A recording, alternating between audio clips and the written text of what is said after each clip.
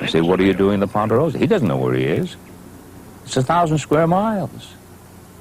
Lorne Greene built his career playing the calmest man in the West, a father figure, a leader, the kind of man Hollywood trusted to hold everything together. But off camera, Greene carried a quiet list, names he never forgot, moments that humiliated him, and one encounter so disrespectful he walked off his own set without saying a word. And the most shocking part, the men who pushed him there weren't enemies, they were legends. For over a decade, Lorne Greene was the moral backbone of Bonanza. While others chased fame, he enforced discipline. While egos clashed, he kept the Ponderosa standing. So when rumors began circulating that Greene privately despised several people in Hollywood, almost no one believed it. This was the man who never raised his voice, never fueled gossip, never fought publicly. But behind closed doors, the truth was far more complicated. Because each name on Greene's list wasn't about jealousy or pride. It was about disrespect, public humiliation, and being slowly pushed out of the world he helped build. And once you hear who made that list, you'll never look at Bonanza or Hollywood's golden era the same way again. John Wayne wasn't just a star, he was the West, which is why Lorne Greene never saw it coming. In April 1966, Wayne stood in a packed press room at the Beverly Hills Hotel, camera stacked shoulder to shoulder, reporters waiting for a headline. Someone asked whether television westerns were damaging the genre. Wayne didn't hesitate. He leaned into the microphone and said, "If you want the West without blood or guts, watch Bonanza." The room erupted. By nightfall, the quote was everywhere. Front pages, radio shows, industry gossip, and outside Lorne Greene's dressing room, a stack of newspapers waited like a verdict. He didn't react. He didn't complain. He just stood there, reading the same line again and again. What made it worse was what came next. Weeks later, at a Beverly Hills charity banquet, Wayne spotted Greene across the room. In front of donors, producers, and studio heads, he slapped Greene on the back and laughed, "TV cowboys have it easy. Try real dust sometime." People laughed again. Greene smiled, but those close to him noticed his eyes drop. The fallout moved fast. Bonanza became the punchline. Columnists framed Wayne as the real West and Greene as the polished version. NBC pushed Greene into interviews to soften the damage, forcing him to defend a show that suddenly felt smaller than it had the day before. Wayne never corrected the record, never clarified the joke, never acknowledged the weight of it, and that silence did more damage than the words themselves. Privately, Greene admitted what he never said out loud. Wayne didn't just insult him, he made him feel like a guest in a genre he helped find, and once that feeling settled in, it never left. But Wayne wasn't the man who replaced Greene. The next Clint Eastwood didn't mock Lorne Greene. He didn't embarrass him publicly. He did something far more dangerous. He made him obsolete. In late 1971, Eastwood sat in a crowded press room promoting Dirty Harry when a reporter mentioned the old moral cowboys on television. Everyone understood the subtext. Eastwood leaned forward, gave a half smile, and said, "Real cowboys don't preach, they survive." When Greene read the quote, he closed the magazine slowly, too slowly, because that line didn't attack a character. It erased a philosophy. For years, Greene had defended the idea that strength came with responsibility, that leadership meant restraint, and in one sentence, Eastwood reframed the entire Western myth for a new generation. But the real blow landed months later. At a Universal backlot party surrounded by executives and younger actors, someone asked Eastwood what he thought about the Cartwrights. He shrugged, glanced away, and said, "They're the polite West. I'm not." It wasn't loud. It wasn't cruel. It was final. Almost overnight, the narrative shifted. Magazine covers crowned Eastwood the future. Studio meetings echoed with the same phrase, "Audiences want grit now." Directors stopped calling Greene for serious Western roles. Greene never confronted Eastwood. He never fired back. But in private, he confessed what cut the deepest. "Eastwood didn't attack me. He replaced the world I belonged to." And once that door closed, Greene knew it wasn't opening again. But the next conflict hurt more because it came from within his own family. John Wayne mocked him. Clint Eastwood replaced him, but Michael Landon changed him. Because Landon wasn't an outsider. He was family. The son America watched grow up under Ben Cartwright's roof, and that's what made the betrayal cut deeper than anything that came before. It began quietly in late 1966. While Greene ran Bonanza with discipline and structure, Landon started moving differently. He began writing his own scripts, bypassing producers, slipping drafts directly to NBC. When the network approved one almost instantly, Landon walked onto the set holding the approval letter like proof of something bigger. He tapped the page and said, "Looks like they're ready for something new." Greene froze, just for a second, long enough to understand what was happening. From that point on, the show started to shift. Stories leaned younger. Emotions replaced authority. The camera lingered longer on Landon, while Ben Cartwright slowly drifted into the background, and NBC praised every change. Greene didn't fight it. He watched. The breaking point came years later. During a script meeting in 1972, Greene flipped through the pages and felt it immediately. Ben Cartwright wasn't leading anymore. He was reacting, observing, standing on the edges of his own world. Landon looked across the table, calm and confident, and said, "The audience wants a new direction." Greene closed the script, placed it on the table, stood up, and walked out without a word. A producer later said the silence in that room felt heavier than any argument. After that day, the set split in two, those following Landon's momentum and those who believed Greene was still the heart of the show. Magazines crowned Landon the new architect of Bonanza,